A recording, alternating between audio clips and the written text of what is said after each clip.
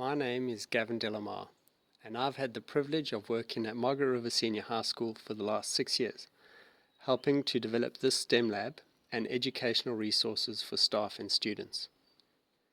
It has been an exciting journey, and this space is an incubator for amazing opportunities. I'd like to show you some of the phenomenal projects that were made possible right here.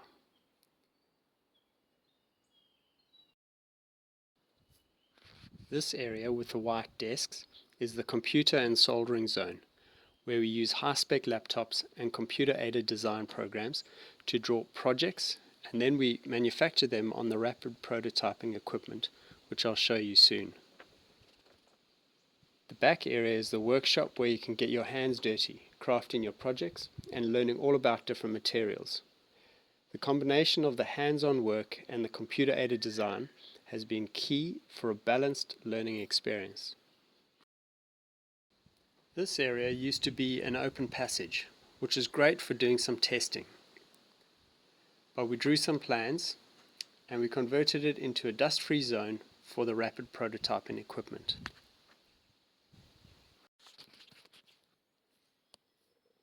First up is the laser cutter. This machine gets a daily workout manufacturing all types of parts. Here you can see it is cutting the wheels for the Pine Car project, which is for the Year 7s. This machine can cut and etch wood, acrylics and other materials.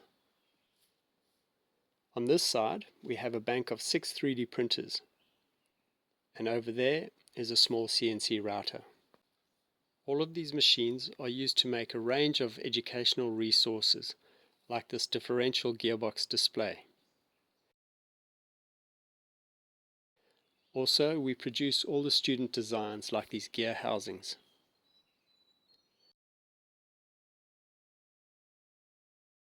The lessons for this project are delivered through a series of YouTube videos, which are accessible by clicking through a link on a PDF which they are emailed. It shows step-by-step instructions on how to design for manufacture and provide dimension drawings.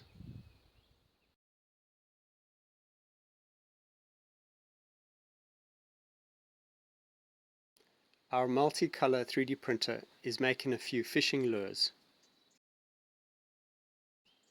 which was 3D modeled from the original one. The CAD program of choice which we use is Fusion 360 for all our 3D design work. Next we have jewelry being printed, which will get finished with resin, beads and other hardware. As you can see, this area is still a work in progress. So when new equipment arrives, display racks are designed and manufactured right here. Not only do we use the machines to produce student work and educational resources, but we also solve a variety of problems, like these stands which were designed to hold 3D printer filaments of different widths and diameters.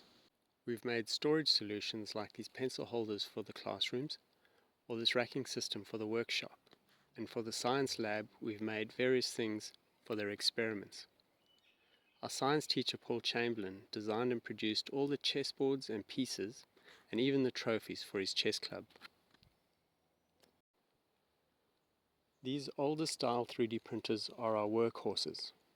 At the moment they are pumping out cam followers and other parts for the Year 8 Automata project. Students are taught how to draw these simple shapes, and then they can use them to create their own masterpieces. As you can imagine, all these 3D printers in this small area will produce a lot of plastic fumes. So to solve this problem, this part was designed and printed to connect the pool pipes to the main extraction pipe, keeping the air fresh in this area. This entire shelf was built to facilitate extraction and maintain air quality. Up next, we have our small CNC router, which is used to make various projects for the school, including some quality signage, which was also designed on Fusion 360. Let's go through to the workshop area. Here our materials are stored in relatively dust-free cabinets, and all our tools are housed on laser cut displays that are modular and make it easy to see what needs returning.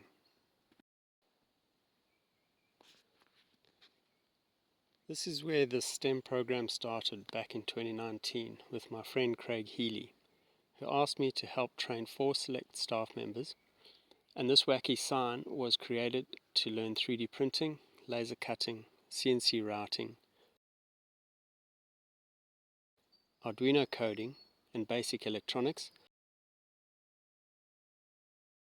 and also robotic Lego coding.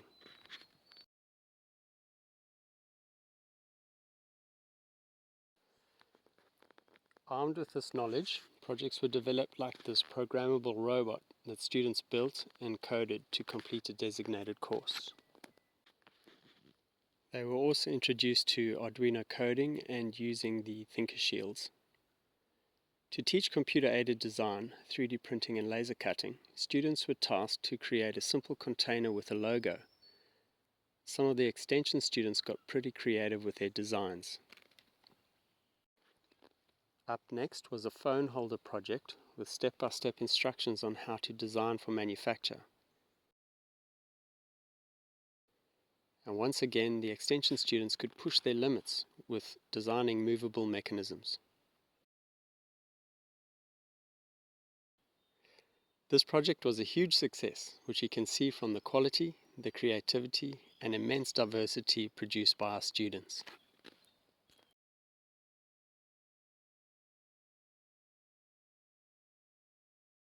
Soon we evolved into flight, and these foam board kits were laser cut so students could assemble them and engineer a housing that could carry a 3D printed egg, while maintaining the plane's center of balance. Testing was conducted with real eggs, which made for some excitement. These little radio-controlled planes were 3D printed and laser cut and connected via these Bluetooth modules that could be controlled with a phone. Then some next-level students built this fully functional remote-controlled plane using their STEM-based knowledge. How cool is that? Coming over to our longest-standing and most successful project, the Pine Car Races, where students craft, test, and refine their designs according to competition standards.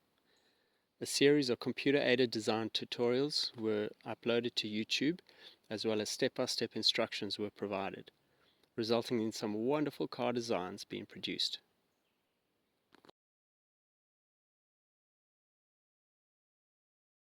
The track was purpose-built to suit this classroom and uses Arduino boards programmed to time the races with a switch on this lever to start the timer, and a light-dependent resistor on the finish line that uses the shadow of the car to stop the timer. Students then log their speeds and time, make refinements before racing again. The Arduino code from this track was then reused in the CO2 dragster project to time these rocket cars at over 70 kilometers per hour across the classroom.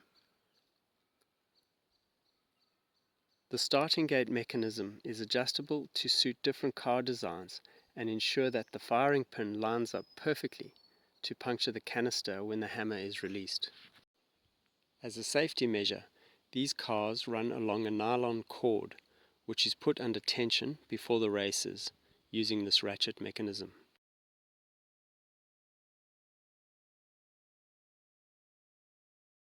The finish line has a switch that is triggered to stop the timer. To build these cars in the workshop, they are carved and sanded in this designated area, with dust extraction built into the shelving and the table, which was built by the students in D&T. All tool displays, like for these glue guns, are made to maximize functionality and to keep the work area as neat and safe as possible.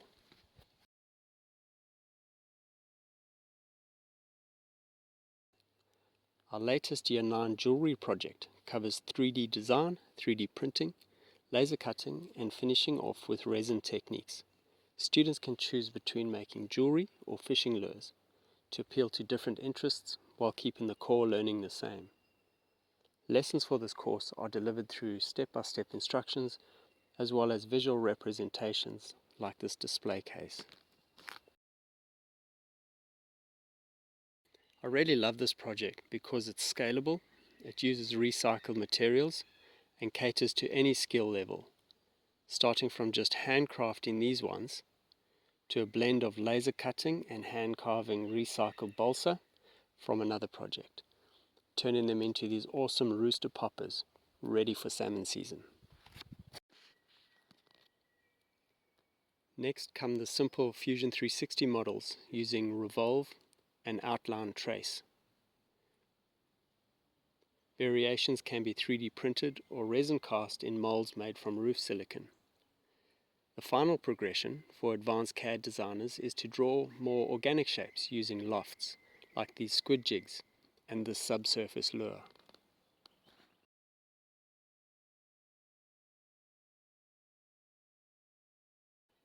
Coming over to the soldering stations, our first project started with a small speaker which students assembled and put into a housing. Passive amplification could be tested on this contraption to experiment with different shapes and materials. Based on student feedback, we evolved the course to include a Bluetooth version with better sound quality and instructions on building a housing using Fusion 360.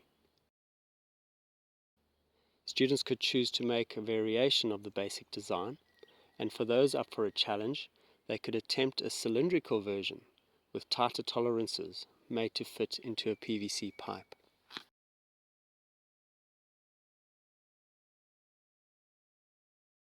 Another great little intro into soldering, design and laser cutting is this LED light box. We make all the kits and the students will add some flair to build a successful version of their own.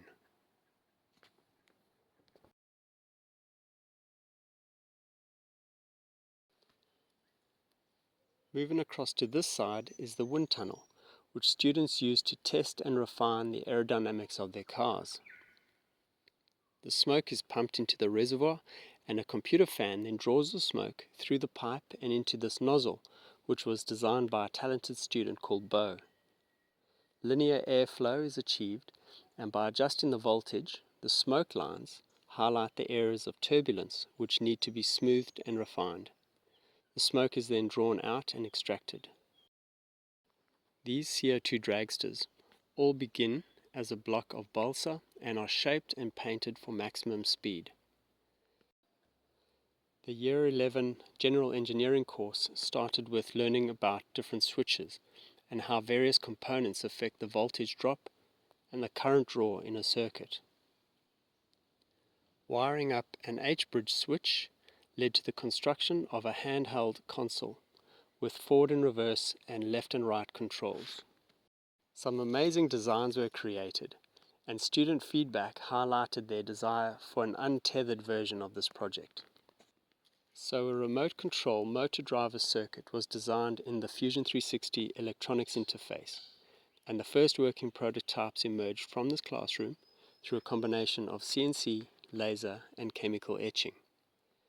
By attaching it to an Arduino, we now have a fully programmable device for any other potential projects, which could include automated food production, eco-home monitoring, and wildlife surveillance, just to name a few. So in summary, I would like to thank the principal, Andrew Host, Steve Jarrell and the other deputies, and all the teachers who have contributed to the success of the STEM lab, and all the amazing opportunities generated here through Margaret Senior High School. And I thank you for watching.